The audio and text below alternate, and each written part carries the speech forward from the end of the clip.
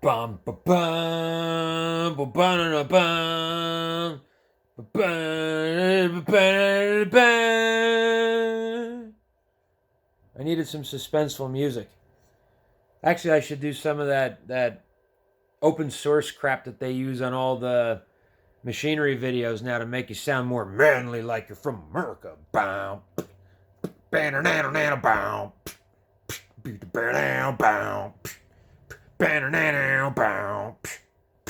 bow, bow. I'm sure you know what I'm talking about. Anyway, went to my old high school and I machined me up some aluminum extrusion. I didn't go crazy with it. I just did the necessary. If you see, hard to focus, but I cut the little reliefs for the screw heads, for the button heads to go. And I machined it to the 347-ish millimeters that are on the model. I have the Neptune 2 solid model assembly, but I got the bits and pieces of the Neptune 3 from Elegoo themselves. They're very nice, very helpful, very friendly. A little bit of a language barrier, but they try to get you what you need when you need it. But anyway, so the task at hand, x-axis linear guide. So I printed out a bunch of parts for the x-axis linear guide. A couple of little snafus. I'll get into that. But I printed out these guys here. These are going to be the rail mounts for the actual guide itself. And then I printed out this guy here, which is the truck mount. I made the holes oversized so I can press in the brass inserts, only because it looks cool. So I'm going to put 3 in here. I've got 2 clearance holes on the back, counterboard for button heads. And then this is counterboard for the M3 8mm. So everything uses pretty much a common fastener, except for the M4s on the back of this here. But I figured the 2 button head screws for these guys are M4. So it's just common across the back there. Plus I wanted the extra rigidity of the M4 versus the M3 because there's a diameter difference, a little bit more meat and a little bit more bite. So I've got the adapter mounted to the truck already. You can see where the brass inserts go in. And they look nice. A little bit of a small snafu with these because plastic does tend to warp. So printing these out, I had to do it a handful of times. If you don't see them on the table, but there's a little pile of them because I was getting some weird results on this face right here. They were kind of warping in the corners, and I didn't really want anything warped. But also the square is not quite square. It's a little bit oblong. So what I'm going to do is when I mount these to make sure that they sit flat on the extrusion, I'm going to put a little piece of shim underneath here, just like I did with the Z-rails. A little piece of aluminum just to kick it forward enough to bottom it right here, like you see. There's going to be 3 of them that go across with a 2mm gap in between each one.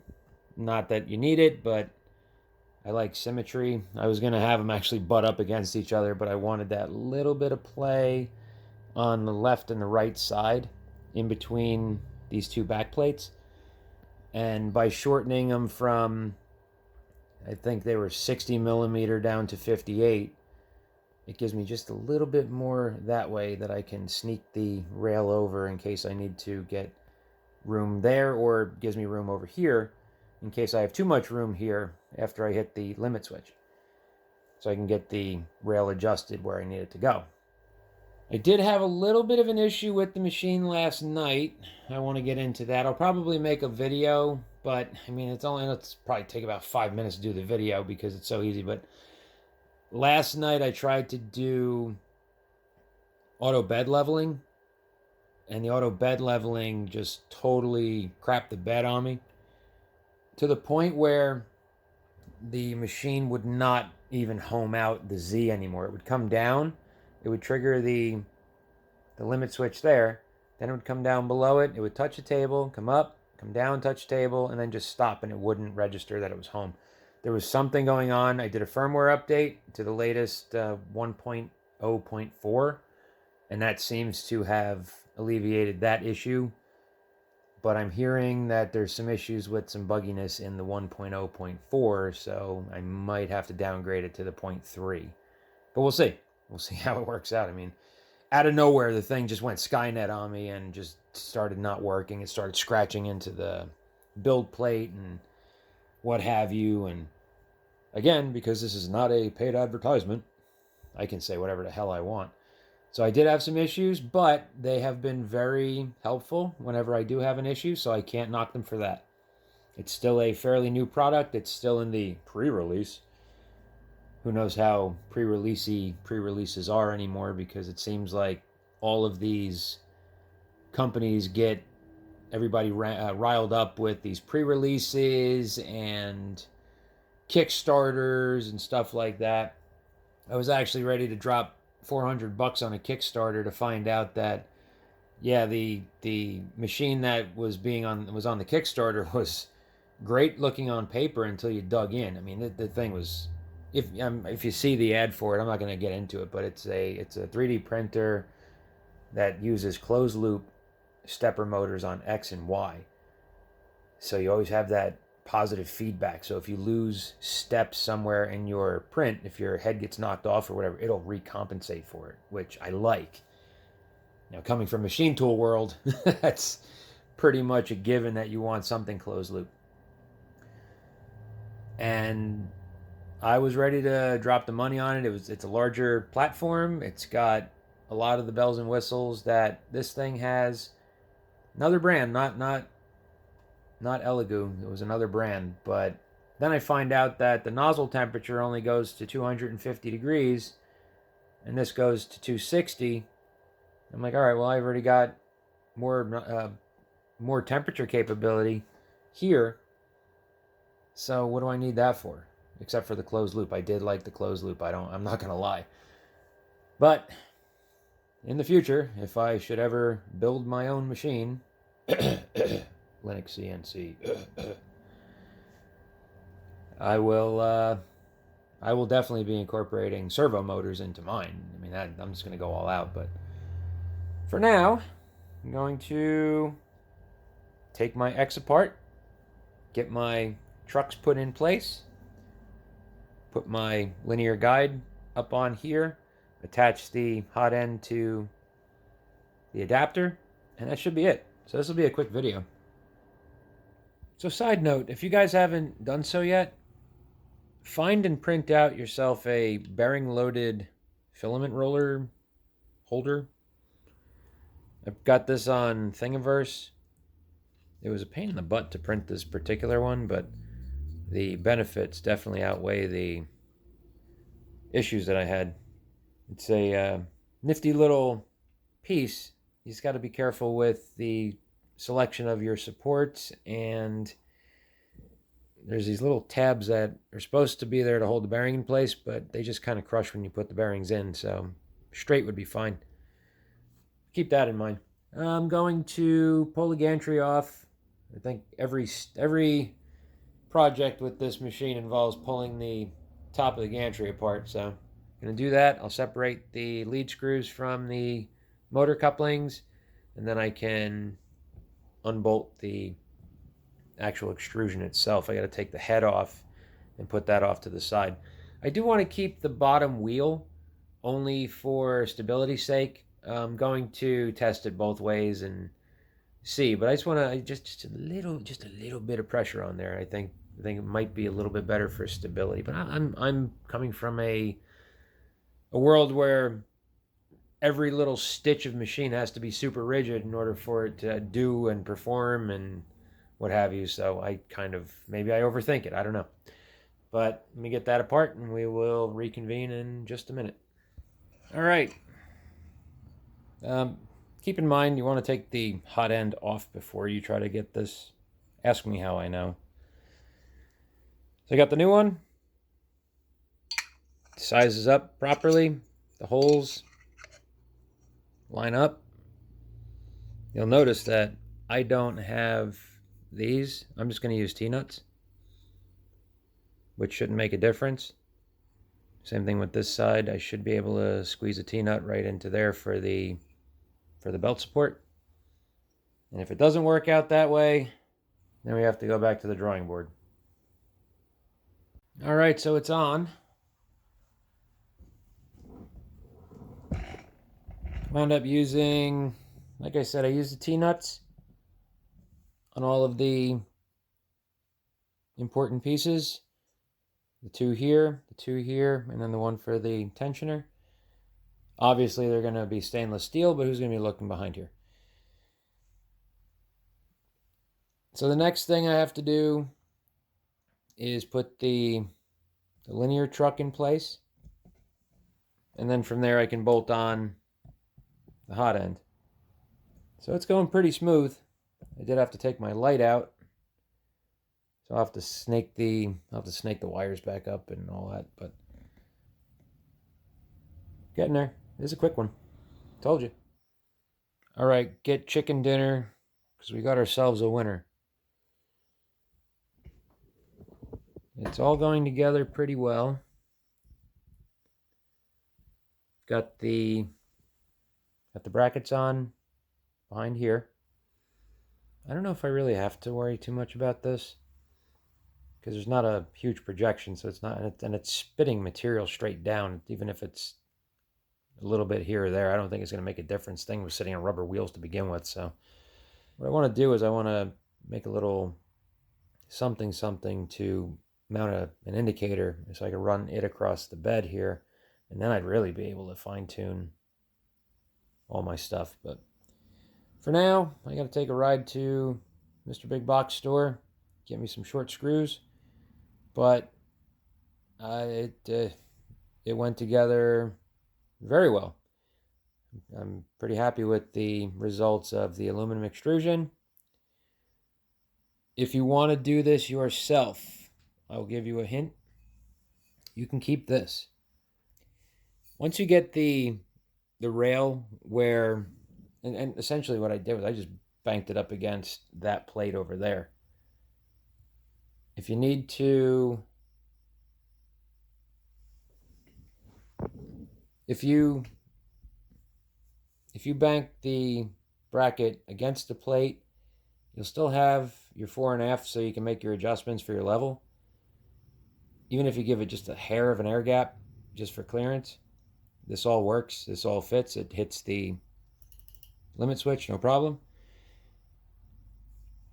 Once you get it situated where you want, just take a scriber of sorts or something that you can fit inside of these holes with a sharp point, and just spot the location for each of these where they're going to go on the rail. So you scratch something into it, a little circle, and then you just drill that with a 6mm drill. A little bit more leg work, but if you look, it is hollow. It's just that they have the extrusion face capped off. So you can fit a T-nut in there, and then if you drill out 6mm hole,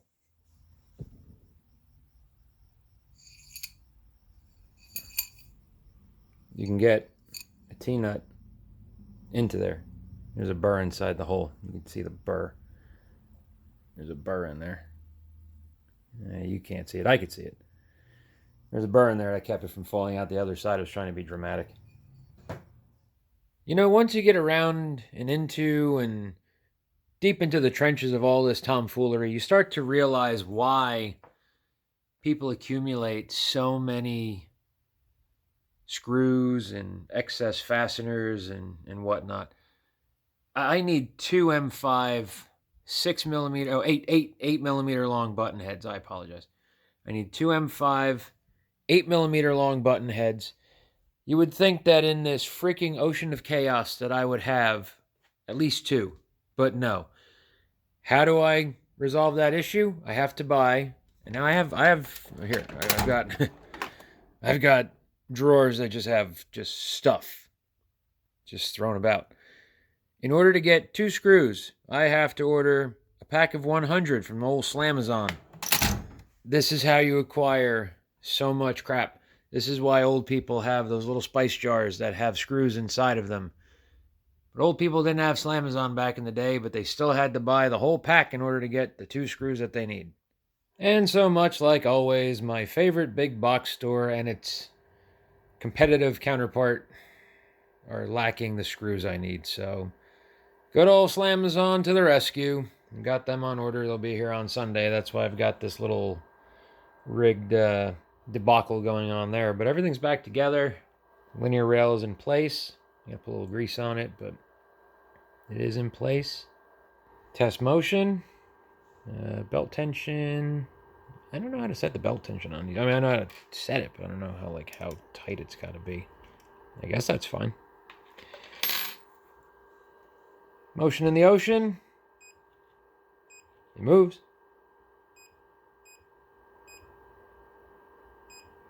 Haven't quite gotten it to the home limit yet, but let's find out. I don't know if these machines will over travel or hit that stop and actually stop, or if they just brrr, and then that's it.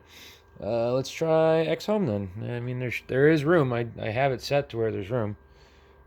So let's home out X. There it goes. All right. So she's a happy little camper. Gets to the far end. I've got the rubber stop in this situation here. Because I don't know if this thing limits itself out or what. But this one, it should hit the rubber stopper. It's close to there. Yeah, if I gotta take the stopper out in order to get the full travel. But there's still room tucked away in there, so it's okay. So it just hit the limit and it stops. Very cool. No brr, no nothing. Perfecto mundi. Home it back out. I did spend a fair amount of time getting the gantry to where, I mean, it should be dead on the money. I replaced all the screws, like I mentioned, with the 8 millimeter long 4 mil button heads. They are stainless steel to match the accoutrements. I had to take the gantry back off because stupid me forgot to put washers behind all of them, and the original screws have the embedded washers on them. Nothing ever focuses. But yeah, I mean, she's ready to rock and roll. The head. Let's talk about the head. I don't know where. Bring it in. I don't know where it's coming from, but there is a flex in the head. If you push on this without the wheel on the bottom, just being snug enough to touch, there is flex. You can feel it. It's physically there somewhere. I don't know if it's in the plastic of these, or if it's just dingling out here and then you've got the torque moment. Didn't really spend that much time. I just snugged the wheel down and now it's rock solid. So I'm going to run a bed level and I'll get those screws, but I'm going to call this complete. So thank you for watching. Hope you enjoyed this. If you are into these kinds of mods with anything, really stick around because this is primarily what I do. I rip things apart. I try to enhance them, make them better. And in the interim, I sometimes convert them to run on Linux CNC. So if you are into building machinery or modding machinery, stick around because there's more to come. So thanks for watching. Be sure to like and subscribe, And if you feel generous, I'll leave the links in my description to shoot me some coffee money. See you soon.